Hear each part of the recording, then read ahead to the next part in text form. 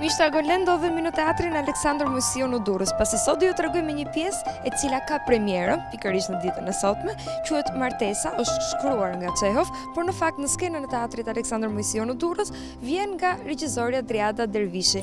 Në fakt është një pjesë e cila ka një kast shumë të gjerë aktorësh, janë pjesa më e madhe prej tyre aktorë të rinj, të cilët tashmë janë të afirmuar, por ndërkohë kjo pjesë vjen dhe si tribut për aktoren e mirënjohur Sania Hoti, ndaj pritet që do ketë shumë nostalgji, do ketë shumë të qeshura, por dhe momente dramatike. Këto janë të gjitha gjërat të cilat na janë thënë paraprakisht. Çka na mbetet është thjesht që të shohim mënyrën se si ajo do jetë vënë në skenë, kështu që vazhdoni qëndroni me Agolend.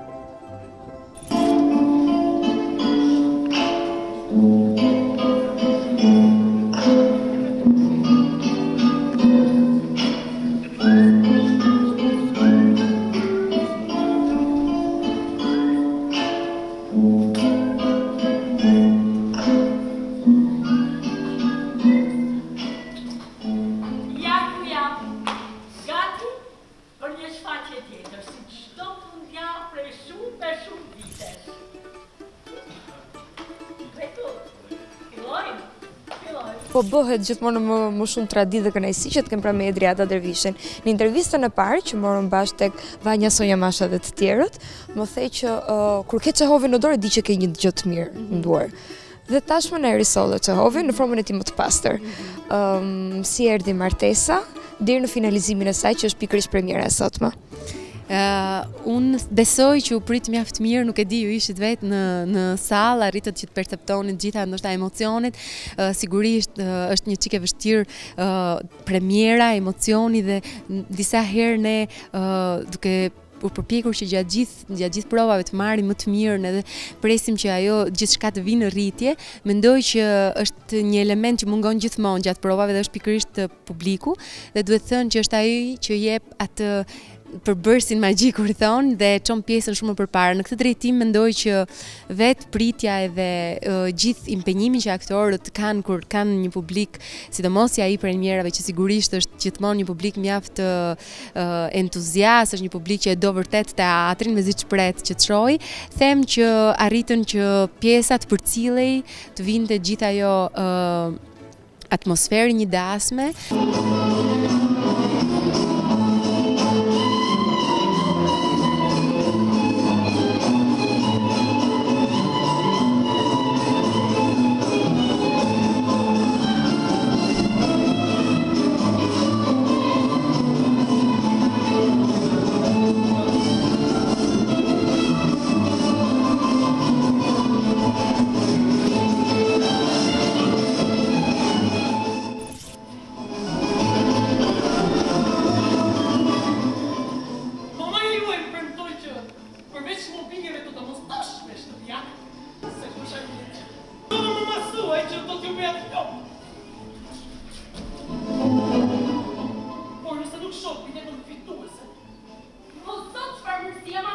Shfaqja nis në fotot e zakonshme që bën gjatë dasmës dhe me nëntonë dhe biseda që në fakt fshihen pas gjithë atyre pozave.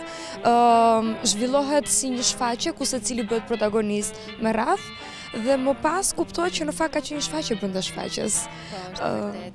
Unë pikërisht për të mos humbur këtë linjën e këngës së Mjelmës e cila është në fund, doja që t'jepja pikërisht përgatitjen që një aktor bën në momentin që fillon një shfaqje dhe e nisa të mirëqen dhe me bindje, edhe doja që në kostume të ishte një element i veçantë, të ishte maska të gjithë aktorët, pikërisht për dhënë dhe këtë dhe ikjen pastaj që ato dalin nga personazhi dhe them që të ishte një gjë evidente dhe mendoj që më shkonte mjaft mirë me të gjithë, me të tërën në një dasme të përgatitjes, të nisjes së një dasme, por edhe në një shfaqje. Duhet thënë që Çehovi ka shkruar 8 pjesë me një akt dhe unë kam përzgjedhur 5 prej tyre, të cilat të gjitha u përshtatën, e mendova që në fillim që të përshtateshin brenda kësaj martese të madhe, ku ka personazhe të ndryshëm dhe ndodhin situata të ndryshme siç fakt ndodhen në dasma. Dhe duke pasur këtë mundësinë e të qenit, pra të një vend veprimi në dasëm, edhe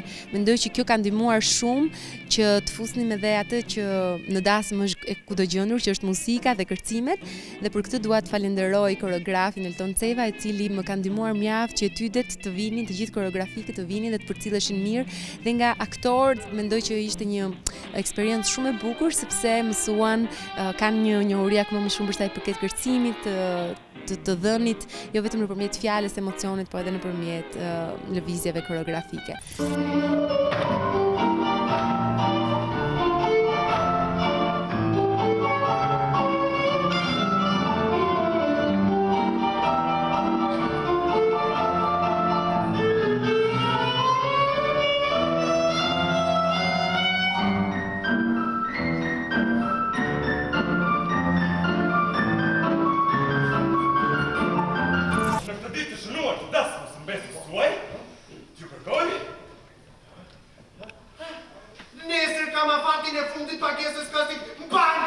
Dhe tani nëse u ktheuat mjaftueshëm, po ju them se po silleni tamam si një harbut. Nuk e bajnë mund sa vite u bërë që jetojnë në ti me shoqe, por vitet e lumtura ka qenë shumë pak. Bëra shumë gabim që erdha këtu. Dua të shkoj në shtëpi. Jam shumë i lumtur. E tjera. Ti kundërshtimit për çdo gjë. Unë do doja t'i falenderoj të gjithë trupën e aktorëve, është një trup e madhe, janë gati 11 aktorë, janë të gjithë aktorë të trupës teatrit Aleksandër Mojsiu. Është një premierë, vërtet ishte një premierë impenjative, mendoj që ashtu siç Çehovi e meriton edhe duhet të jetë, dhe them që të gjithë kanë punuar me përkushtim që kjo të vi. Unë do doja në veçanti t'i uroja një jetë të gjatë dhe shumë të bukur aktores teatrit Tania Hoti, e cila del edhe në pension, dhe mendoj që ishte një mënyrë e bukur me këngën e Mjelmës së Çehovit, pikërisht për të rikujtuar gjithë ato emocione që ajo ka marrë në 35 vjet karrierë. Se gazne, udhëtojmë, dhe kohës pyesim selam, dhe karocieri, vetë, si ndron të kumbër të pushuar. Nuk e çfarë kretma, deshe, ka ardhur koha të mendosh për rolin e një të vdekure. Ato duar trokitjet të fund të shfaqjes. Tamam, jo ushqimi për ditëshëm për shpirtin, edhe një dëshira të iki, o Zot! Sa nota për dëshirë! Lutëm saj mos të shpërë E bukur është që ashtu në një dasëm ne lodhemi, kemi shumë angazhime, kërkon shumë kohë të gjatë për ta përgatitur. Vjen momenti i dasëm ku gjithë zgëzojnë, ka mjaft humor brenda ka situata të ndryshme, dhe pastaj është fundi që ndjehet ai boshllëku, të cilin ka një lloj dhimbjeje, një lloj nostalgjie për kohën që ikën, për gjithë atë që shkon, dhe kjo nostalgji them ndjehet jo vetëm në fund të një shfaqjeje, gjithmonë të gjithë aktorët, por më së shumti ai dramaturgu që e ka më të theksuar, do thoja, nga gjithë këtë pikërisht të dhimbjen e kohës që ikën, të së bukurës që nuk qëndron, është pikërisht Çehovi. Dhe duke dashur që edhe kjo të lexojë dhe të ndjeheshin jo vetëm karakteret komik çehovian, unë doja pikërisht të ndjehej dhe kjo dhimbje për kohën që shkon dhe për një etapë që mbaron. Dhe mendoj që besoj pjesa i kishte të gjitha, humorin, groteskun, gjallërinë, ashtu siç kishte edhe dhimbjen.